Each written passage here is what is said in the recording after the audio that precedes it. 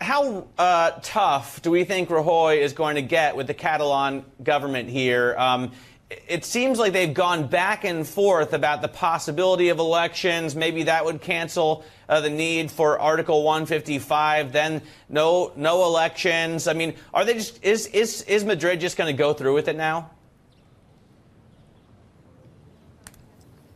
Hi, good morning. Well, it's no question that this article will get approved by the Senate. Now, the government has made it very clear there's no backtracking from here. The big question is how tough is Madrid going to go on the Catalan administration? So a lot of this will depend on the details that we get when it finally gets approved. What we know is that the hardliners in the PP and in Madrid would like to see what's essentially total capitulation from the regional government here. It's been a political headache for Rajoy for years, and no doubt he wants Puigdemont and the rest of the cabinet out.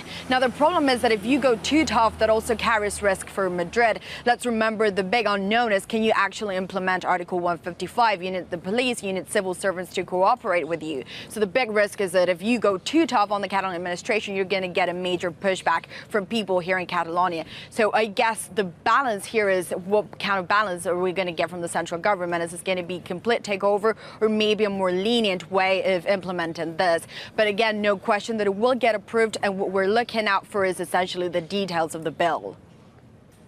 Are regional elections, Maria, still an option?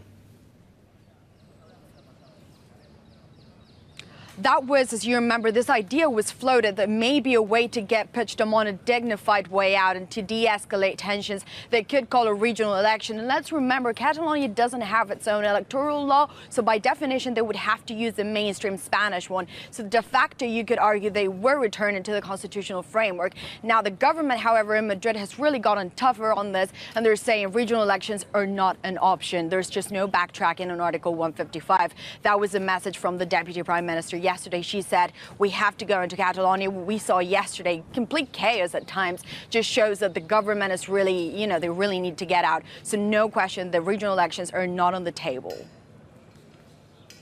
What is the story around the parliament in Barcelona? If we were to see Article 155 being triggered, are people putting things in place ready for that to happen? We're just trying to get a sense of an understanding of how people are going to react.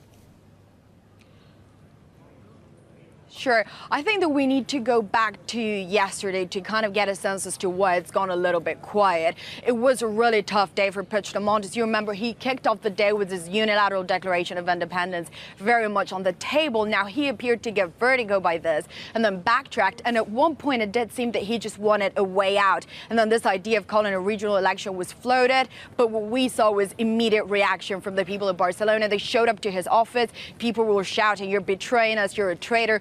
Again, that also made him backtrack on that, and then he appeared to address Parliament. And today, we're going to get this vote. Still, we don't know exactly what the Catalan Parliament is going to vote on. Technically, they could still go for this unilateral declaration of independence. But again, the Senate is about to approve this bill. So what we see here in Barcelona is a lot of confusion. People who were let down by Puigdemont and who feel frustrated by what we saw yesterday. A lot of hesitation on his part.